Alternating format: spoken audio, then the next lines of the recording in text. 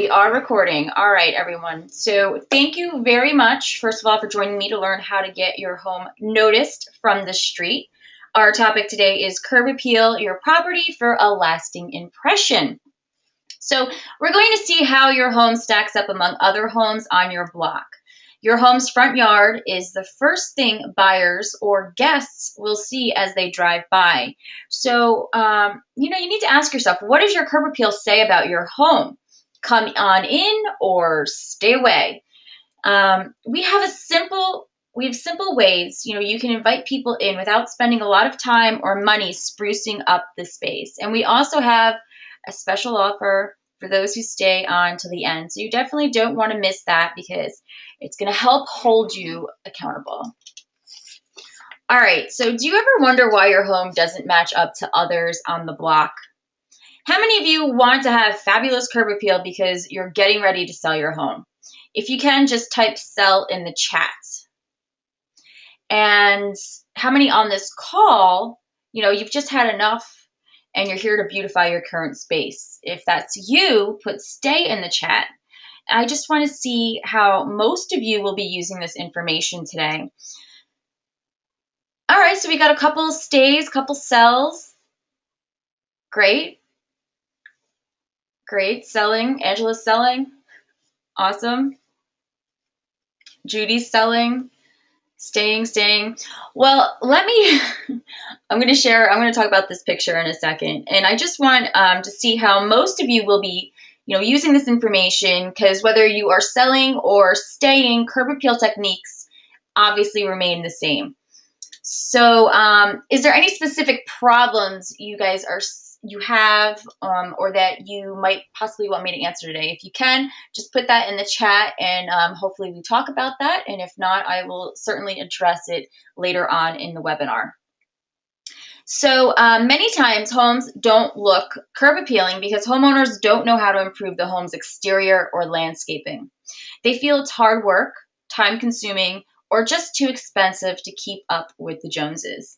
So they tend to hold off on tidying up this space unless they really have to. And when I first bought my home, it lacked any real appeal. The exterior was all white and there was no landscaping, just grass and a little stoop to walk on into the house. Oh, and did I mention it had this chain link fence around my entire property? So this is my house when I bought it on the left, and my little dog Coco. And then this is what we did on the right. And one of the first things we had done to this property was add the white PVC fencing. And I wanted to make the front a little bit smaller of an area, a little bit more quaint, because that was a really big space. I mean, we still have the whole part of the house that's not being shown that people would walk up to. So I wanted to kind of enclose that section by the driveway and really make that part of the backyard, so we had more room, more private space and more room. So, it took some time and money, but eventually the entire front of our home has been updated, from fencing to concrete to stones on the exterior and inviting landscape. And not to toot my own horn, but we now have one of the nicest homes on the block. And this is a picture of the front of the house. You were just looking at with the side view with the white on the left side, but this is the front of the house. And as you can see, we added a whole facade, new stones.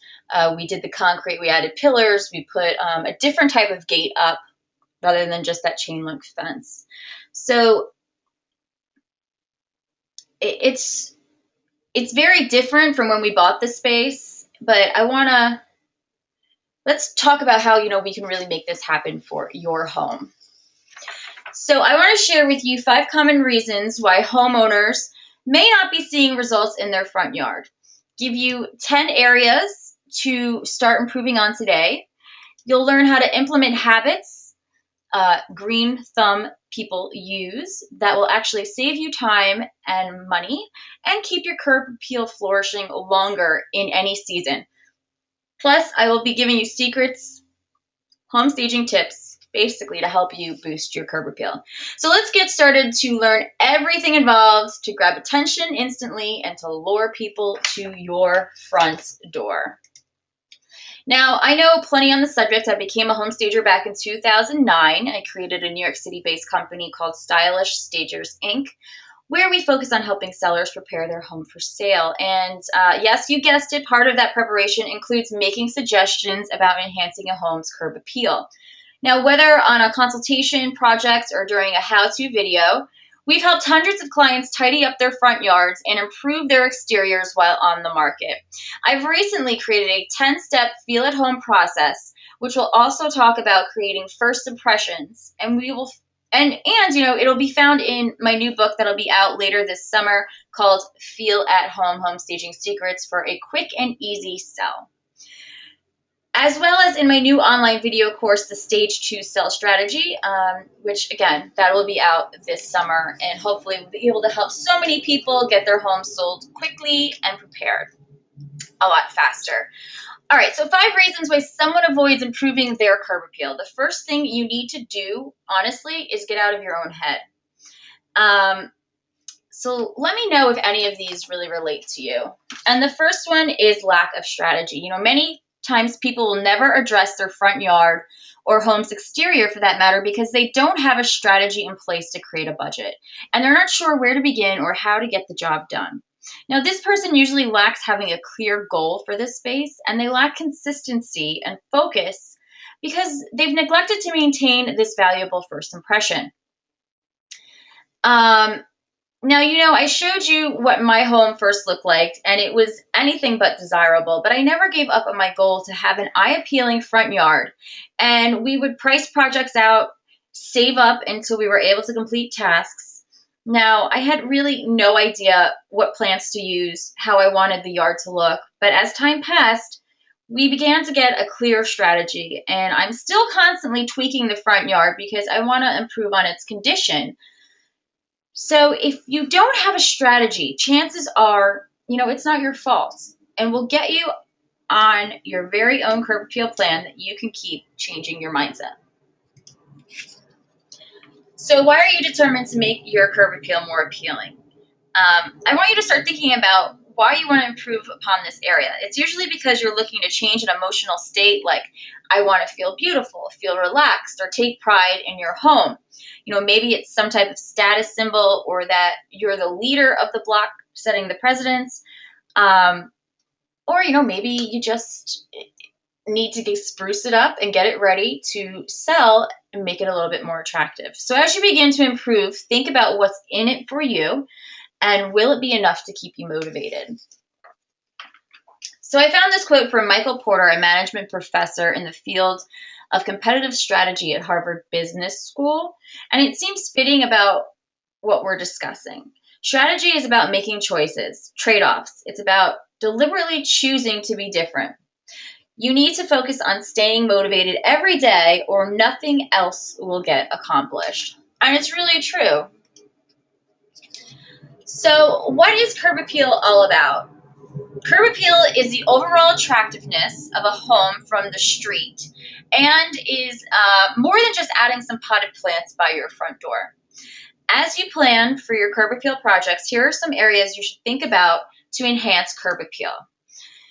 You want to have an overall pleasing color scheme on your property from the top to the bottom. Everything should coordinate, and not only coordinate with each other, but be in harmony with the other homes on your street and in your neighborhood. We had an elderly woman in the neighborhood who people literally called her crazy lady. I felt so bad for her. But that's what they would call her. They would call her crazy lady because she would overnight paint her entire house outrageous colors. And I mean everything, the roof, the windows, the concrete, you name it. It was all the same color. And I remember one time it was all baby blue. And it stood out like such a sore thumb and devalued the neighborhood. So I'll give you a couple of color suggestions a little bit later, but you don't want your house to stand out from the neighborhood. You want to still make sure that it is cohesive with the area around you. Curb appeal also means that the major areas of your home are updated, including the roof, windows, and siding. Now, if you have issues with these areas, you need to focus on these projects first because they could cause major structural issues. And it's no longer just a cosmetic issue. To soften the hardscape of your home, and a hardscape just means the non-living or man-made fixtures of an outdoor area. So it could be a patio, it could be, the actual exterior of your house. So to soften up this area, you want to use lively landscaping, and add a happy tree, a happy bush, or flowers, according to Bob Ross, the painter, and really get inspired by your space. Now, curb appeal involves how will someone really experience their walk from the curb to the door, and you need to create a welcoming walkway that isn't cracking, filthy, mold-ridden, or surrounded by dead debris. And it's just as important to focus on the entry and make a statement buyers and guests won't soon forget. What type of statement is your front yard giving? Your front entry, that is. What is it giving off? And then finally, think about adding a few decorative accents that will help show off the space. Now, I'm not talking about pink flamingos or frogs in your yard. We need to add accents like hardware, lighting, seating, and more that we'll all get into. But I wanted you to understand that there's more to curb appeal than just flowers, and that's really why you need a strategy here.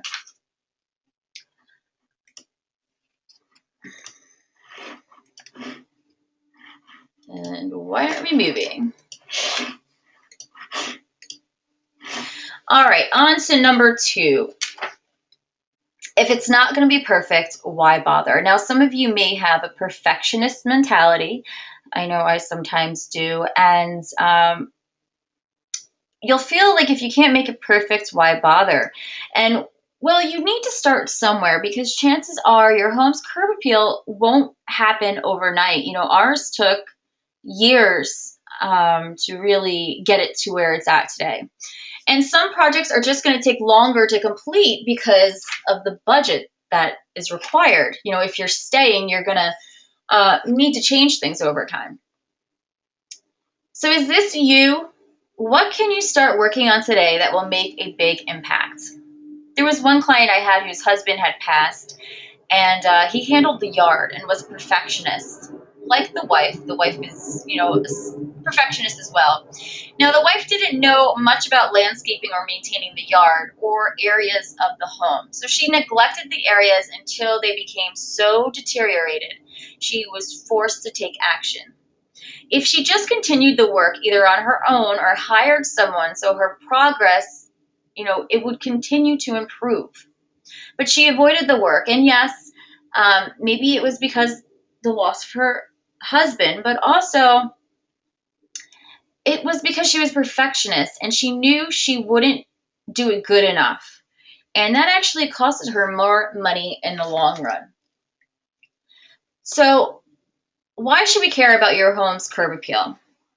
Well, your home's facade and front yard represent you, who you are, and the lifestyle you lead.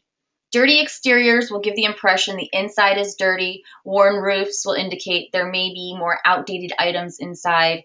These problems can have others feel that you're lazy or unmotivated, or you don't give a damn about the appearance or representing your best self.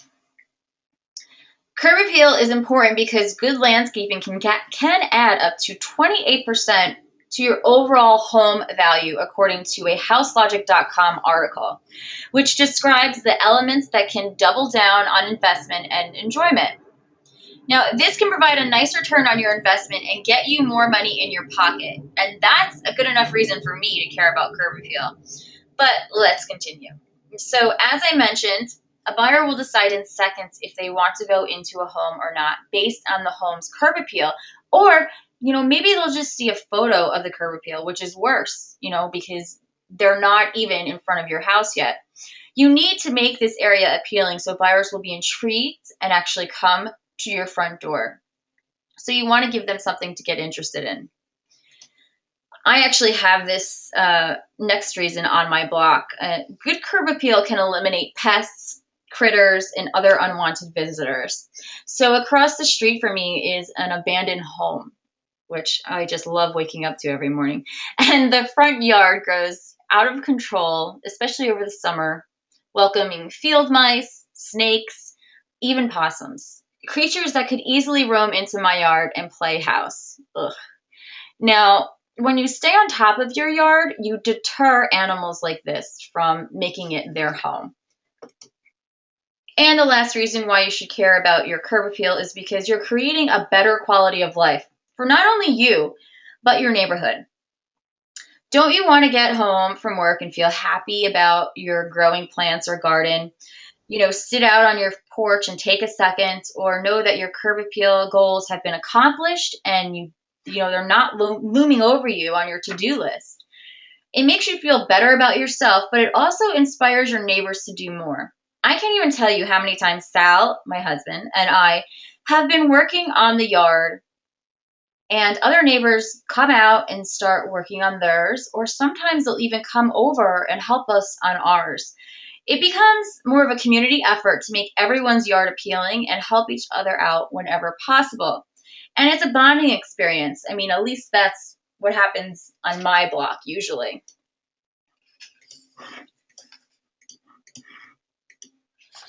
All right, on to number 3. A lot of my clients have this problem, and they just don't have the time to focus on the inside, let alone the outside of their homes. So they decide to never get started.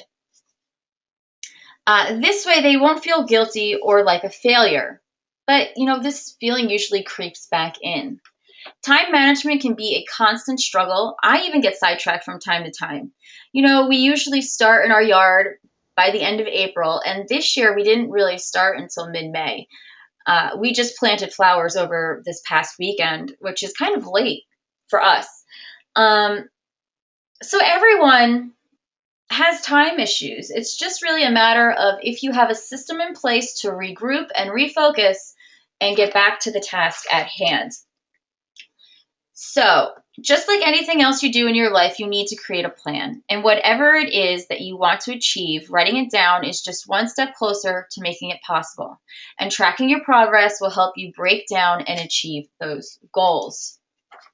So, the strategy. There is a method to the madness when improving curb appeal. First, you want to assess the entire home from the top down. Look at the trees hanging high above, then your roof, and work your way down to the grass and concrete or pavement.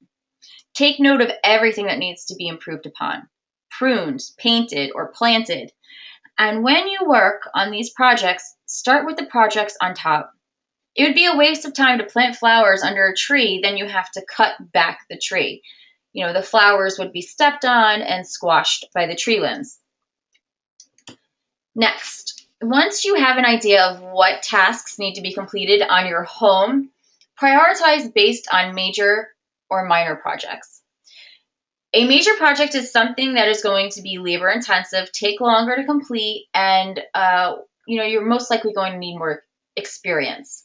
While minor projects are simple and won't take long to complete. You want to complete major projects first because most likely they're more than just cosmetic and usually will help protect the home from future damage. You also want to consider completing hardscape projects first before adding landscaping. You need to know where your patio, decks, pavers, and walkways are going to be before adding grass, trees, and other plant life to avoid having to dig up and replant them. We don't want to make more work for ourselves, So once the major work, including hardscapes, are complete from the top down, then you can plant and start with trees, bushes, and perennials that will grow over time and be the base of your landscaping.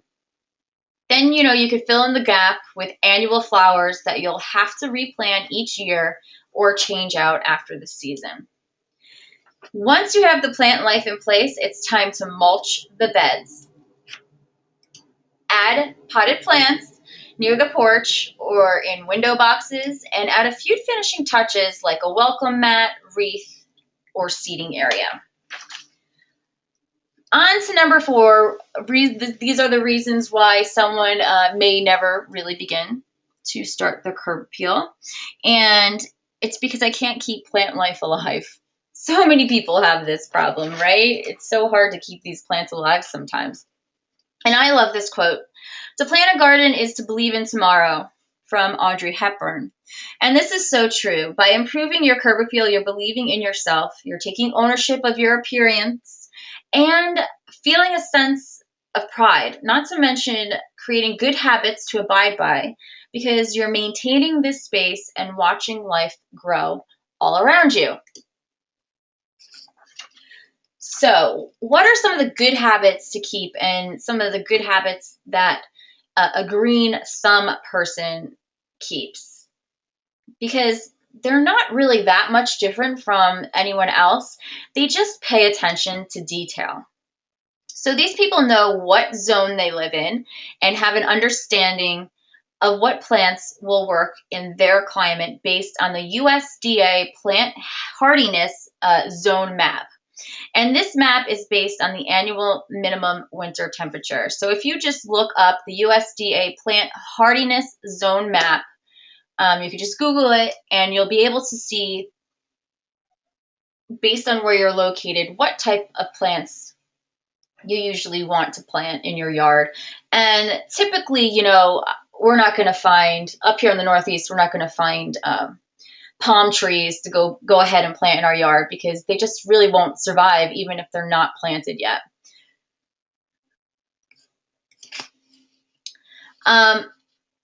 They also study the soil, these green thumbers. And most of us, you know, we really don't have ideal soil, but you can fix that. All you need to do is do a soil test, which comes from a simple DIY kit from, you know, your local garden center. And it can help you decide what type of soil you have. So if your soil has a lot of clay, which makes it slow draining, or if it has a lot of rocks or sand, let's say, making it fast draining. I mean, I know we have a lot of sand. We are right by the beach. You want to add compost, peat moss, or other organic material to optimize drainage.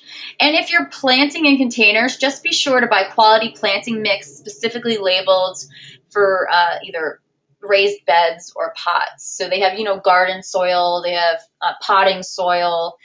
We use Miracle-Gro a lot, and it really, it doubles the size of the plants in these pots. So plants also are very sensitive to light. You know, some plants prefer the shade while others need full sun to flourish.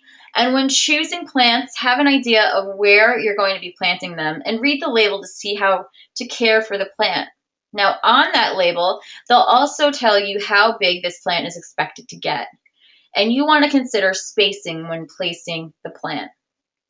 You know, they need room to grow. You don't want to have to transplant them once they get too big because you could actually shock the plant by moving it. All right, and just like your nutrition can benefit from a vitamin boost, so can plants. Try Milogaya, and let me put that in the, I'll put this in the chat right here. Milogaya. That's what it's called, and it's a fertilizer. Can't spell here today. Fertilizer, okay? And it's Miloganit. So, again, it's a low nitrogen, slow releasing fertilizer, which is goof proof. Really, I mean, just put it there and it basically does its own magic. Now, you also want to make sure to weed your beds often.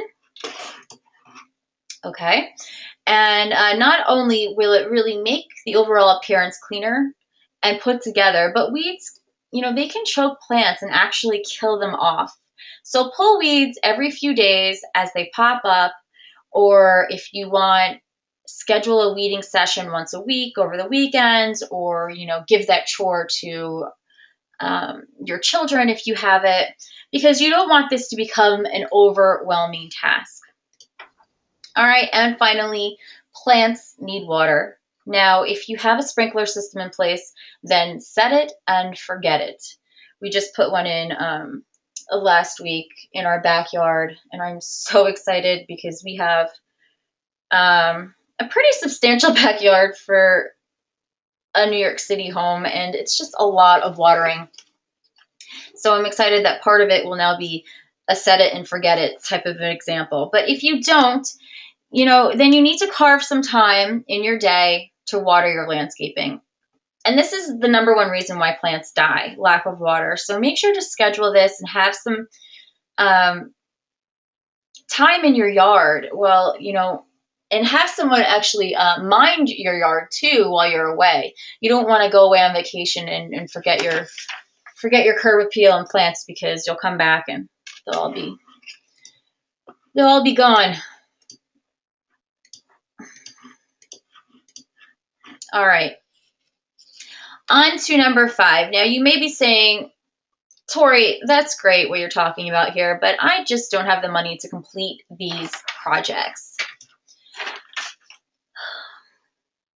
Well, you have to spend money to make money. And I agree with Platus, because you have to, you really have to spend some money here. I already mentioned it can increase the value of your home by 28%. So it will come back to you. But you'll also get about a 215% return on your investment just by adding landscaping alone, according to the 2012 Home Gains Home Improvement Survey. So it is worth the price and can be done a lot cheaper than you think. All right, so here are some cost-effective ways you can spruce up your curb appeal. And these projects not only cost under $100, but they are easy for any homeowner to complete.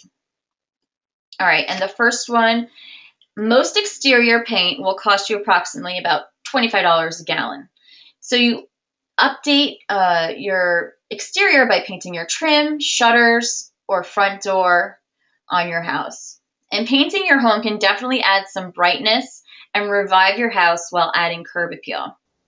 Consider maybe picking a bolder color that makes your house stick out a little bit, but just make sure that you match it to the rest of the colors on your house. Now, if you want, you could just do whites, and even a new coat of white paint will make the house look a lot brighter and cleaner. But you can also try some of these colors. These are from Benjamin Moore, and the first color is yellow, called Yellow Clover, which it's a nice yellowy color. It instantly makes you think of sunshine. Gentleman Gray, which is a little bit of a smoky gray.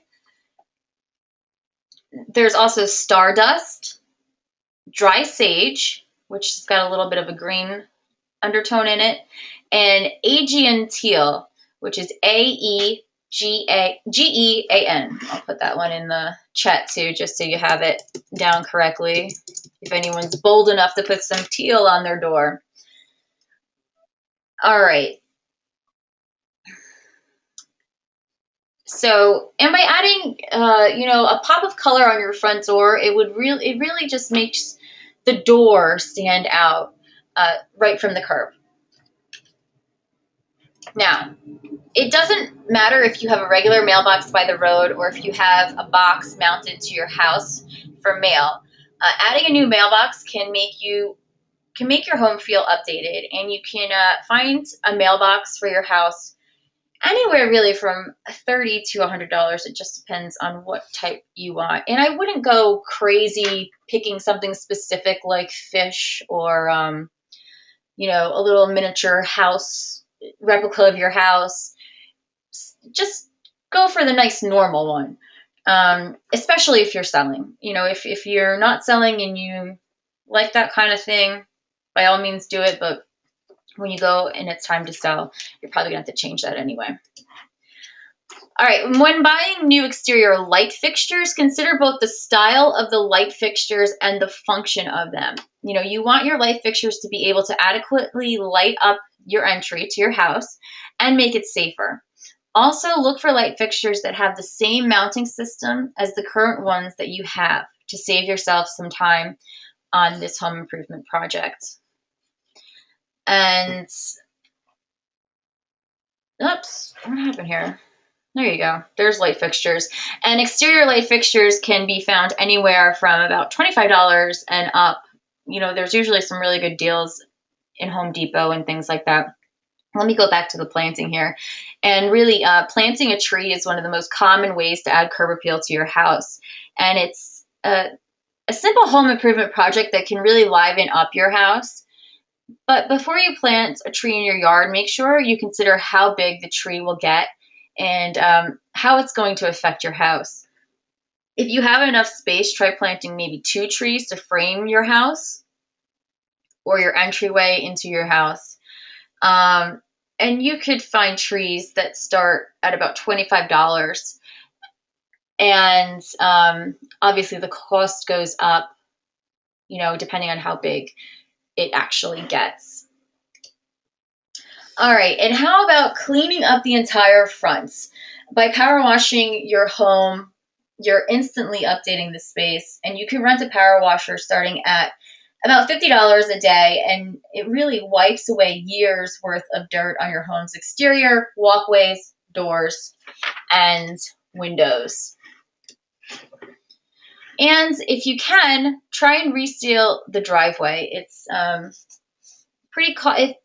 it's just under about $100 for a 1,000 square foot driveway. So it depends on how big a driveway that you have, but resealing the driveway and fixing the cracks can definitely make it look updated.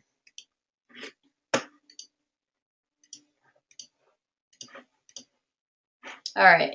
Oh, I wish I was looking at this right now for real.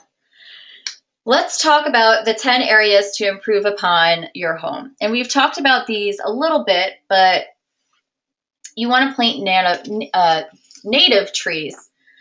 And man, really, I wish I had these native trees in my yard. Maybe one day. But planting, native trees are important because they'll not only thrive in the environment, but according to HomeGain's top 9 do-it-yourself green home improvements, adding native trees and plants can provide you a 284% return on your investment. So that's a pretty good deal. If you have room for a tree, and a native tree for that matter, you might as well stick one in there. All right. Now, number 2, is the architectural details the right scale and style for your home?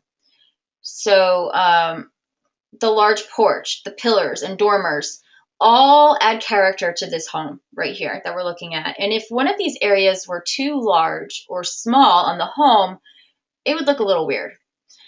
Or if they had a contemporary door on the fronts of the house, it would stick out like a sore thumb. So these are 2 important details that must be right in order for the home to be eye-appealing. And too often, homeowners just add items that really just don't belong on that type of architectural building. And you should really consider the choices you make and make sure that they match the style of the home before adding them. All right, on to number 3. And I got to be honest, I'd be scared to walk up these stairs. I would think that a snake or, if I was down somewhere south, that a lizard or some type of animal would pop out at me. And if I was going to look at this house, I probably would not really go up there willingly. So make sure your walkways are clear and inviting for visitors so they can walk up easily to your front door and not immediately be frightened when they come across your home.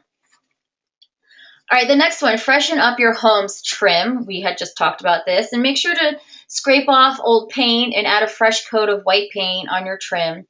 And it will really instantly update your curb appeal. I mean, see how bright all this trim is on this house. And it really works well with this blue-gray home. So if you have a blue-gray home like this, consider a white or maybe like a creamy white. All right, yes, buyers pass they pass your house at night too. So really you want to make sure your front door and walkway are well lit with fixtures that match your architectural style. Again, architectural style here is key. And your color scheme.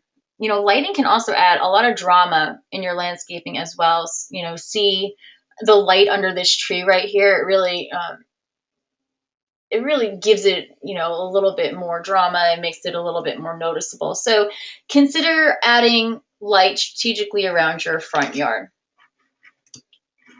Now, do you have a screen door, and is it covering up, the beautiful door behind it? Well, screen doors do serve a purpose. I love screen doors, especially in having an open house, because the door is open. It instantly makes it look warm and welcoming, and it brings more light into that room where the door is. But while screen doors do serve a purpose, many times they are not well maintained and often lack, they can often actually look hideous walking up to them. Metal doors can get rusty, screens can get broken, or it could look like this door. It needs to be painted. They apparently stained it. It's not even the color of the trim. So even if they painted this door that we're looking at right here white, and then the actual door behind it a pop of color, it would look so much nicer. I mean, not to mention, really, this whole front needs to be power washed and probably painted. It looks like the paint's peeling in a bunch of places there. You also want to make sure that your planters match your home's architectural style. These should go with your home's style, and not just be a terracotta pot that you found on your property. Urns, so these are urns that we're looking at right here, work for traditional or transitional homes that you have, while rectangle containers can be used in contemporary homes. It really needs to make sense, or it'll seem like it's out of place. And the problem is people might not know exactly what is out of place or why it doesn't work, but they know it doesn't work. So it could be as simple as not having the right planters on your property. All right, and we talked about mulch a little bit. The mulch comes in 3 different colors: black, brown, and red. So do you know which one to choose for your home? Let me tell you this. It's not because it's your favorite color here. It's really simple. You choose the mulch color based on the color of your roof or brick on your home. That's it. So we were using red for a while, and it kind of matches that brick, but we're gonna do like a dark brown black this time, because that is our roof. So I think it'll change it up a little bit and make it look a little bit nicer. But it's really that simple. It's 3 colors. Choose the one that will actually make your house look cohesive. All right, now if you have shaded areas around your home, consider adding white flowers in those areas that have the shade. So check out this picture right here. There's all these white flowery bushes underneath this tree, and it is instantly making it look brighter. And it's not as dark under this tree. It's just making it look brighter. It's making it feel a little bit more welcoming. So if you have trees and a lot of shade in your area, consider planting any type of white flowers, honestly. And really, while we're on the subject of flowers, try and plant ones that give off a pleasant aroma, especially if you're selling by the door, because we want to heighten the senses as they're touring your grounds. So you could try flowers like lilacs, roses, or lilies. You could even try herbs like rosemary and stuff. I mean, these will just really enhance the sense and leave a little bit more, it will make buyers remember your home just a little bit more. All right, he's so cute. And of course, we want to avoid having your pets going to the bathroom or playing in your front yard.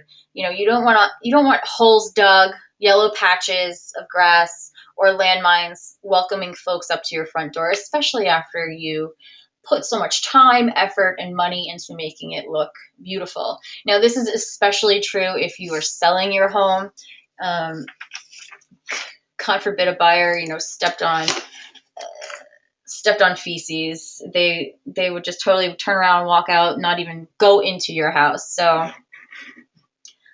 try and leave the dogs to the backyard or walk them. All right. So the last reason why some of me never really begin sprucing up curb appeal is because they feel it will be just too much to maintain. And it's something that you're going to have to upkeep because it's a living environment that you're going to need to tend to. But I promise you, if you do stay on top of these chores and follow those green thumb habits that we talked about, it will be much easier to maintain.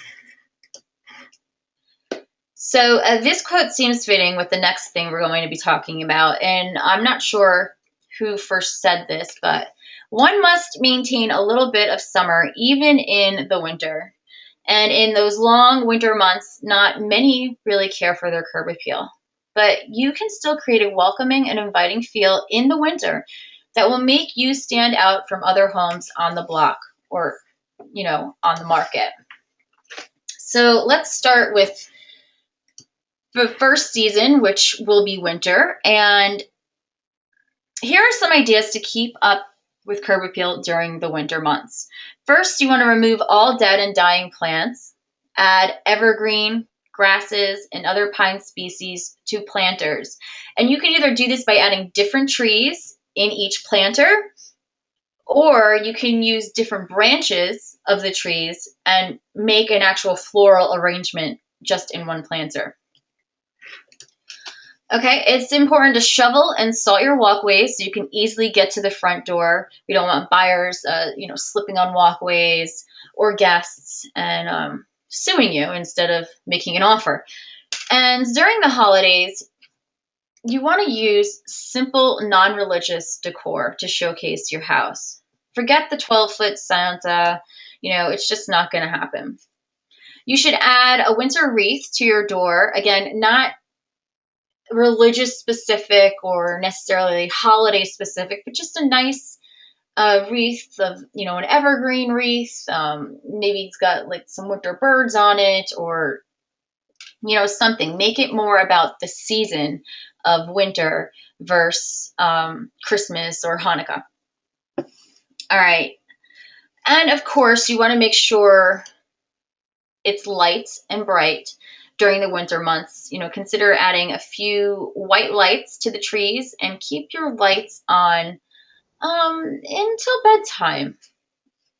You don't need to keep them on all night, but keep them on at least during the evening hours so it just looks a little bit brighter, more inviting, especially if you're, going to be entertaining or you're having people come up to your door. All right, spring maintenance. So in the spring, it's time to wash the winter months away by power washing everything. Don't forget to clean the windows inside and out to maximize light coming into the home. Refreshen any painting or staining that needs to be done, including doors, trim, siding, or decks. Add seasonal flowers like tulips or daffodils in pots by the door to welcome in spring. And try decorating with pastel colors, maybe on a wreath or in throw pillows that you can place on any outdoor furniture once you bring that out from its winter slumber. I don't know what's going on here with these slides. Summertime maintenance. I love summertime. I wish it was summer all year where I live. All right, so summer days, of course, can get hot, hot, hot. And we really want to make sure that you're watering daily, either in early morning at dusk, If you water at high noon, you could actually burn out the plants. So remember, either in the morning or in the evening. And you want to make sure to mow your grass and remove weeds once a week or so. I mean, the grass can grow frequently. So consider doing it at least once a week. Maybe you can get away with doing it once every 2 weeks, but you don't want it to get really high. Consider purchasing a new welcome mat that, all the other seasons can really wear out a welcome mat. So this is the time to purchase a new one and really make it look a little bit nicer. The dry months can also be a good time to patch holes and cracks in driveways and walkways. And you want to make sure to check the fencing around your home too to secure your perimeter. And we have one more season here, fall. And in the fall, the major problem becomes removing all of those leaves on your property. So you can rake them. However, using a leaf blower will actually save you time. Or you could have your landscaper stay on top of this if you don't have time. You also want to fix any brown spots you may have in your lawn and fertilize the grass too, to make sure it lives throughout the winter. Now, most flowers that you plant in the spring, summer months will die at first frost. So consider planting seasonal flowers like mums or cabbage to show off color and life in your yard. You still have got some life yet left before the winter months. Now is also the time to clear your gutters and make sure they're in working order. And you also want to check your roof to make sure you won't have any leaks throughout the wet months. Don't forget to prune and cut back any trees or shrubs. This way they will stay manicured all winter long. And a lot of times shrubs and things, they may die off. So you just want to get rid of all of that. And so you avoid doing it in the spring and having to look at it all winter like that, because who's going to go out there and start messing around with things in the snow? You also want to use seasonal decor. Try placing fall florals in pumpkins. Actually carve out the pumpkin and then place the actual flower in the pumpkin. And it really just ups the ante of your autumn style. Fall is a great time to really decorate. They've got a lot of different things. All right, so I want to quickly talk about how I can help you further in your curb appeal journey before I take some questions. And we have a curb appeal checklist and actually and some other checklists on our website at toritoth.com. If you're interested in looking at them, you can head over there and it's under the shop tab. This checklist, however, I want to really give you the opportunity to have it for free. It's a $25 value, and all you have to do is email me. My email is right there below at info@toritoth.com, and tell me what you learned about this. Tell me what you learned about in this webinar. And as a thank you, I will send you this checklist over. So without further ado, I'd like to open it up for questions. If any of you guys have a question, please type that in the chat box or in the questions, and I will be sure to answer them.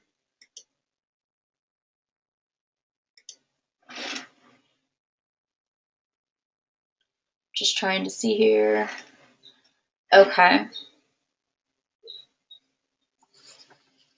No questions? No questions?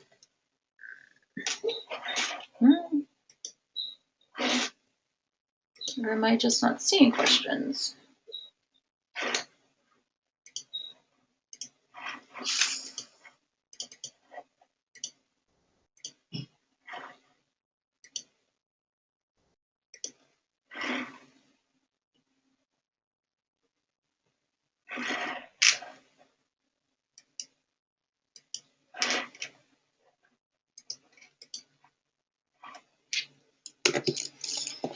Okay.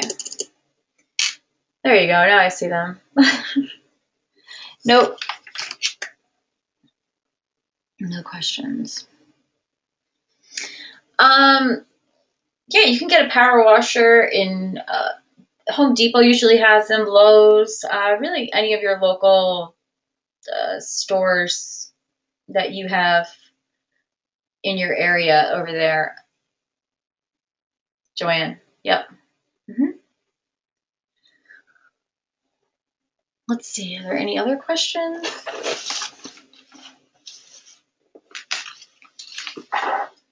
Yeah, my house, it took about a good 5 years to really get it looking that way in the front. And it's funny, we had did it right before Superstorm Sandy, so we were able to, we didn't really have to do much after that. So that was all taken care of. We, of course, had to replant some stuff and regrow our grass. But for the most part, all the hardscape was done, and the major trees and stuff actually withstood that storm. So, any other questions, guys? All right. Well, again, if you'd like to reach out to me after the webinar, you can send me an email at info@torietoth.com, and you can also go visit our website at www.torietoth.com. If you're not a subscriber yet, please go subscribe over to our YouTube channel at youtube.com/stylish stagers, where you'll get lots of home staging and decorating tips to help you live a better life in your home. And of course, I know some of you are already my friends on Facebook, Charity, Angela, but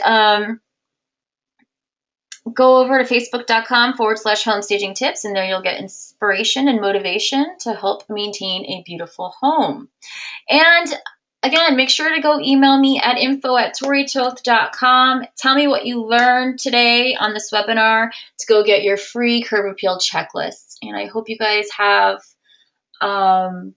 a great Memorial Day weekend. If you can, maybe start doing some curb appealing over the weekend, and make sure to post your photos on the Facebook page. I'd love to see your transformations and help you along the way. All right, so until next time, take care and have a great day.